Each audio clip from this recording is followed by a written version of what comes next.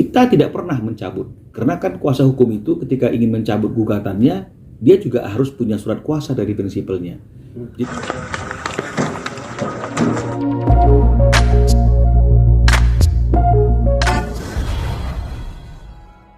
Kan katanya dapat kabar bahwa gugatan cerainya tuh dicabut. Itu seperti apa Bang tanggapan? Dapat kabar dari mana tuh? Dari sesama wartawan, tapi sesama wartawan itu bilang katanya dapat informasi dari Humas Pengadilan Agama Cibinong, Bang. Ya. Jadi kami perlu sampaikan ini ada satu kekeliruan, ya, patut diduga satu kekeliruan yang dilakukan oleh Majelis Hakim Pengadilan Agama Cibinong yang memeriksa perkara gugatan perceraian Teguh Dewi, ya, karena di sidang pada tanggal 4 Juli itu Dewi hadir, ya, Teguh Dewi hadir karena memang diminta oleh Majelis Hakim untuk hadir, ya, meskipun tetap tergugatnya tidak hadir, ya. Nah, di dalam persidangan tanggal 4 Juli itu memang ada satu himbauan dari Majelis Hakim yang menanyakan apa benar niatnya tetap mau cerai gitu loh, apa enggak ditunggu dulu sampai anaknya lahir, ya. Dewi mengatakan enggak, ya. Hakim juga menyatakan gitu bahwa memang tidak ada aturan yang melarang untuk orang yang sedang hamil untuk mengajukan gugatan cerai. Tapi akan ada hal-hal yang seperti ini, seperti itu, begitulah kira-kira yang terjadi, yang dilakukan dalam persidangan tersebut, ya, menurut tim saya yang hadir pada waktu itu. Nah, apa nggak ditunda dulu, apa nggak seperti ini, gitu loh, ya. Jadi ya si Teguh Dewi bilang, yo, artinya prosesnya tetap jalan gitu. Kalau mengenai masalah prosesnya itu akan sedikit lebih lama karena dia dalam keadaan hamil, nggak jadi masalah, dia juga nggak buru-buru, gitu, ya.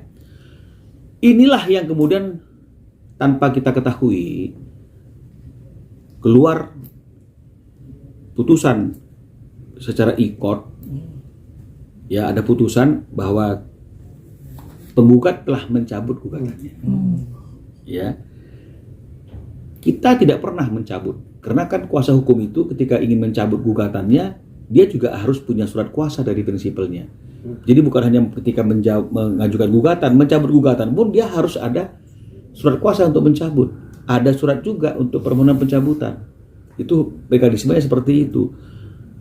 Kalaupun memang prinsipalnya langsung harus menyatakan, memang bisa. Tapi nggak pernah ada kata-kata tegas dari Teguh Dewi untuk menyatakan itu.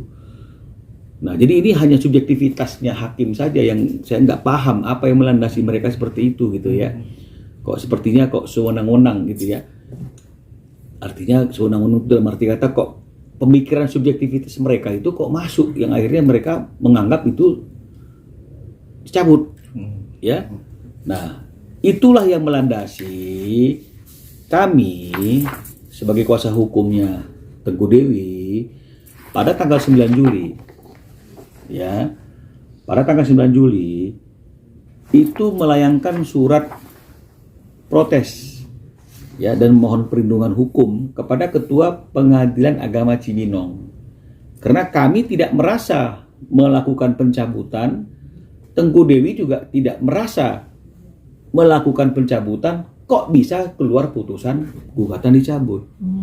Ya, jadi oleh karena itu kami sampaikan nama-nama majelis yang 3 orang itu, kita bilang kenapa bisa seperti ini, ya. Dan kita mohonkan juga dalam surat kita ini agar perkara itu harus tetap bisa dilanjutkan dan diperiksa karena tidak pernah ada pencabutan. Nah, dari surat kami yang kami kirim sebagai bentuk komplain kami ini ke Pengadilan Agama Cibinong pada tanggal 17 Juli Pengadilan Agama Cibinong itu sudah merespon surat kami. Ini Pengadilan Agama Cibinong merespon dengan mengirimkan undangan, ya. Jadi kita diundang ke Pengadilan Agama Cibinong untuk terkait dengan masalah apa yang terjadi. Tim kita sampaikan seperti apa yang tadi saya sampaikan, nggak pernah dicabut. Kenapa kok tiba-tiba ada amar putusan gugatan telah dicabut, ya. Nah, dan kita minta agar perkara itu diteruskan, Nah, tapi kan secara hukum acaranya kan memang tidak bisa. Kalau sudah terlanjur ada keluar putusan, ya tidak bisa dianulir. Ya, yang bisa adalah majelis hakimnya itu diperiksa kan begitu. Ya, jadi tim yang mengundang kami ini dari Pengadilan Agama Cibinong ini juga menyampaikan kepada tim bahwa ketiga majelis hakim tersebut juga diperiksa oleh Pengadilan Tinggi Agama.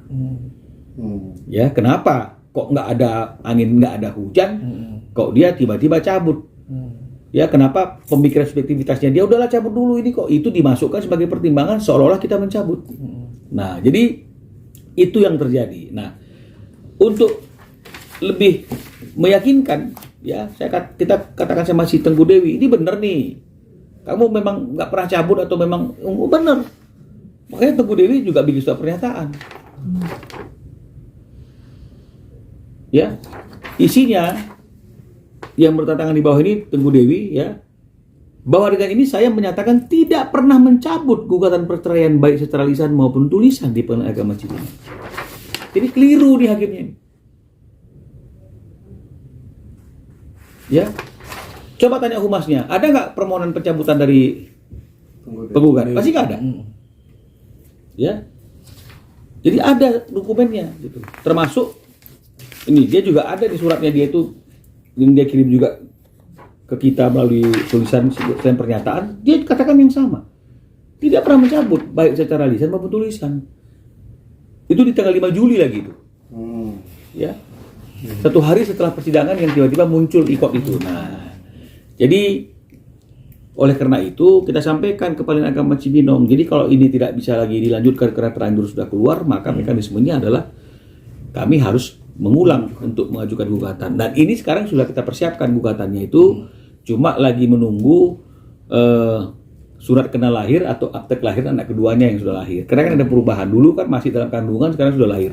Jadi kalau itunya sudah clear, gugatan akan kita masukkan lagi ke Pengadilan Agama Cibinong. Dan tentu kita juga sudah wanti-wanti kepada Pengadilan Agama Cibinong waktu kita diundang itu, jangan kasih majelis yang tidak paham hukum atau terlalu terlalu sewenang-wenang memaksakan keinginan seolah-olah dia yang betul, yang lainnya salah. Jangan begitu. Jadi artinya memang harus ada satu proses yang memang itu proses yang objektif, ya.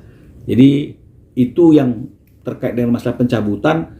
Saya tegaskan sekali lagi, klien kami Tengku Dewi baik secara lisan maupun tulisan, secara langsung atau melalui kami sebagai kuasa hukumnya, tidak pernah mencabut gugatan yang kami daftarkan di Pengadilan Agama Cibinong. Jadi kalau ada putusan, amar putusan yang menyatakan gugatan telah dicabut oleh penggugat, itu keliru dan kami sudah melakukan upaya-upaya komplain, bertulis surat kepada Ketua Pengadilan Agama Cibinong, protes atas hal tersebut, dan proses kami juga sudah diundang.